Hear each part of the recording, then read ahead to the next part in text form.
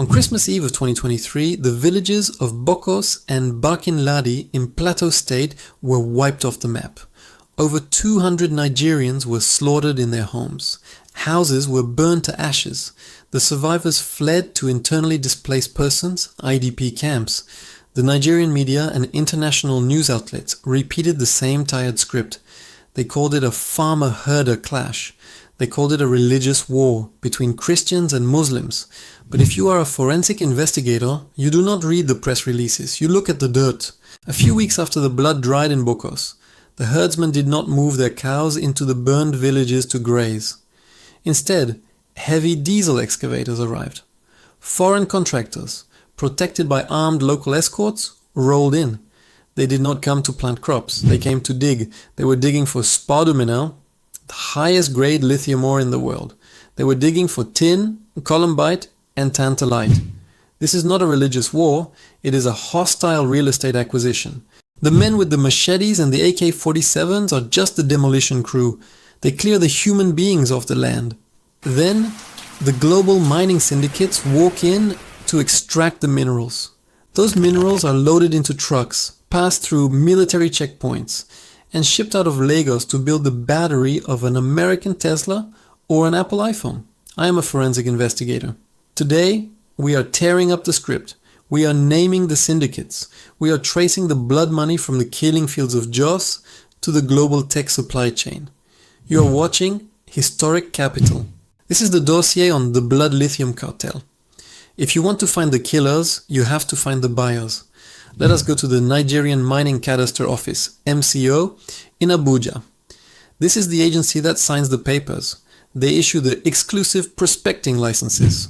Take their map of active mining licenses and place it directly over the map of the massacres in Plateau, Nasarawa, and Kaduna states. They match with terrifying precision the bloodiest zones in the Middle Belt. Riom, Mangu, Bokos are sitting directly on top of a multi-billion-dollar belt of solid minerals. By law, if a multinational company wants to mine lithium, they must negotiate with the indigenous community. They must pay massive compensation. They must sign a community development agreement. That process cuts into the profit margin. But if an armed militia burns the village to the ground, the villagers run for their lives.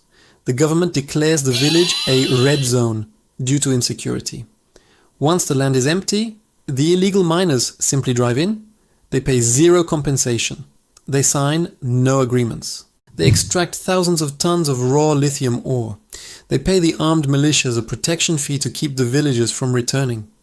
The Minister of Solid Minerals, Dele Alake, stood on national television and admitted a terrifying truth. He said that powerful Nigerians are sponsoring the bandits to protect their illegal mining operations, but he did not name them. We will. They are the local politicians, the retired military generals, and the traditional rulers who form front companies to hold the mining licenses. They secure the paper in Abuja, and they contract the dirty work to the syndicates on the ground.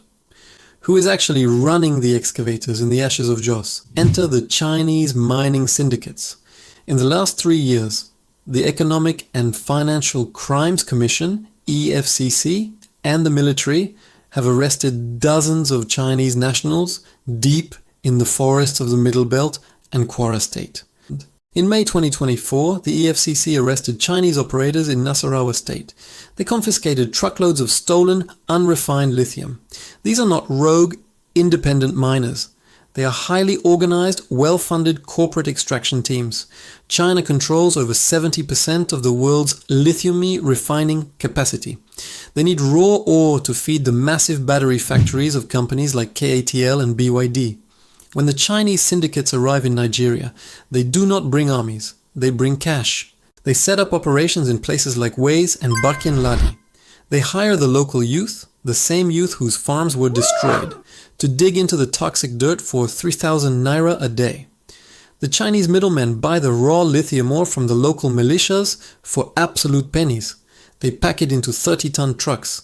Now think about the logistics of this crime. A 30-ton truck loaded with stolen rocks is not invisible. You cannot put it in your pocket.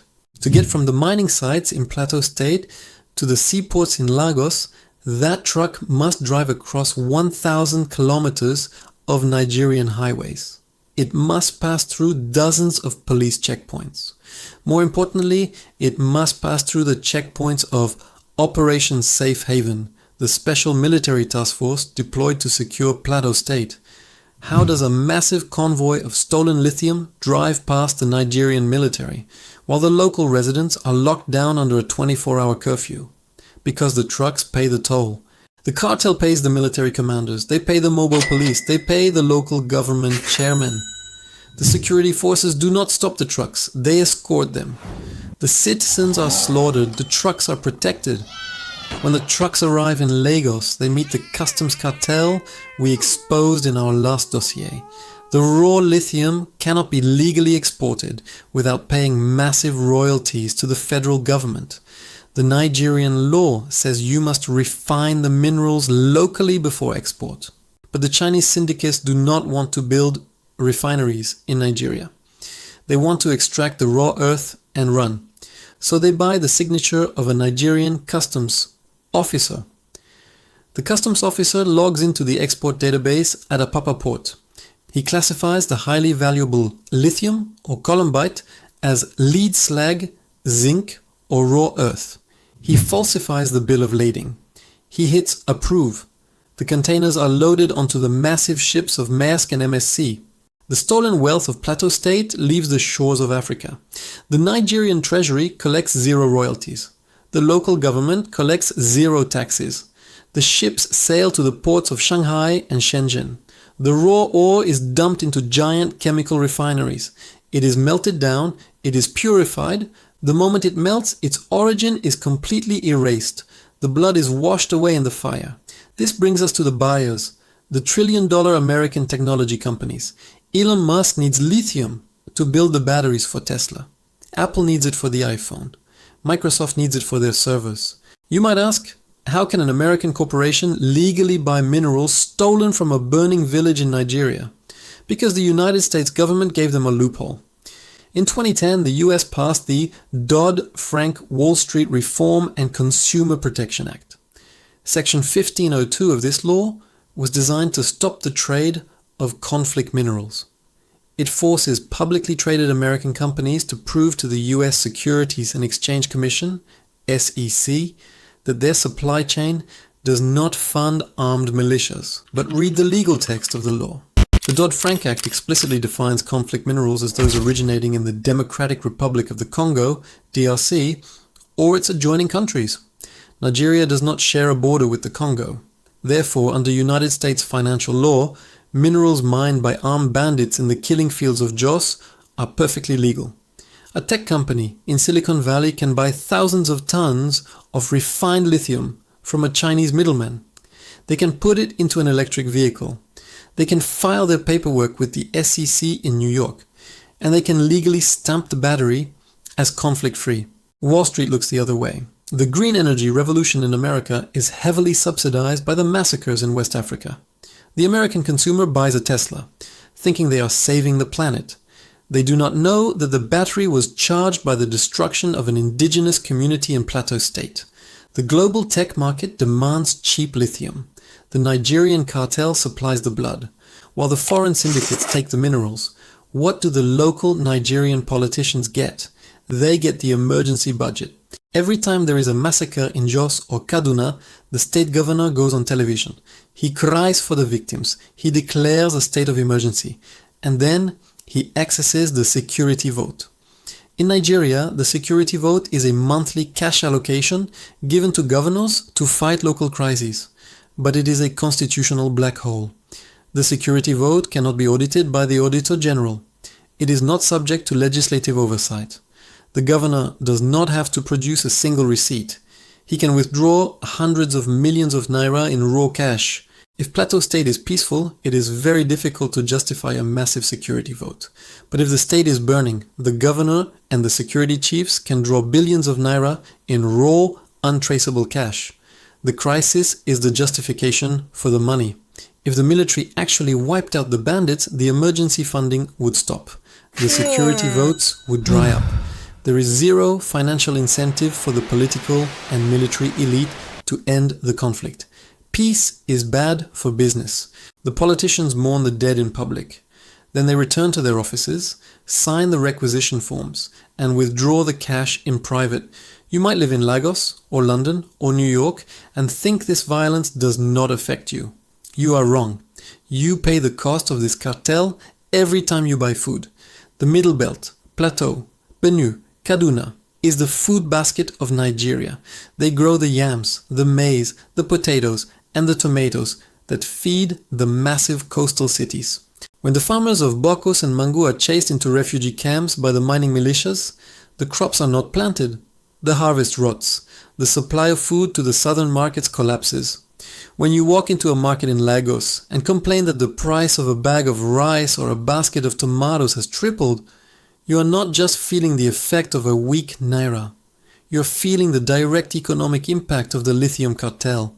You are paying the inflation tax of the violence. The syndicates extract the clean energy for the West, and they leave starvation and toxic waste in the Nigerian soil. We look at the breaking news alerts and we see chaos. We are told it is a tragic failure of security. We are told it is an ancient tribal hatred over cattle. It is not a failure. It is a highly efficient, highly profitable corporate supply chain. The violence is simply the first step in the manufacturing process of a global commodity. It clears the land. The Chinese syndicates dig the ore. The Nigerian military escorts the trucks. The customs cartel stamps the export papers. The politicians pocket the security votes. And the Western tech companies buy the clean, finished product. Every player in the system profits. The only entity that loses is the citizen. The next time you read a headline about a farmer-herder clash in a resource-rich state, do not look for the cows. Look for the excavators. Look for the shipping containers. Colonialism did not end. It just updated its technology. They no longer use royal charters to seize the land. They use proxy militias and corporate loopholes. It is colonialism by contract, and it is signed in blood. This dossier exposes the true cost of the global technology boom. If this forensic breakdown changed how you view the violence in Nigeria, you must share it. Send it to someone who still believes the mainstream headlines about religious wars. We have exposed the oil cartel, the London banks, the shipping monopolies, and now the blood minerals.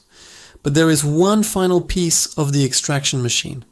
The institution that forces nations to devalue their currency and remove their subsidies in the first place.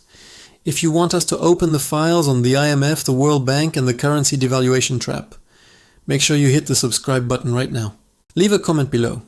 Did you know about the Dodd-Frank loophole for US tech companies? Do you think the tech giants should be forced to audit their Nigerian supply chains? Let's read the records together. You are watching Historic Capital. The truth is in the transactions. Follow the money.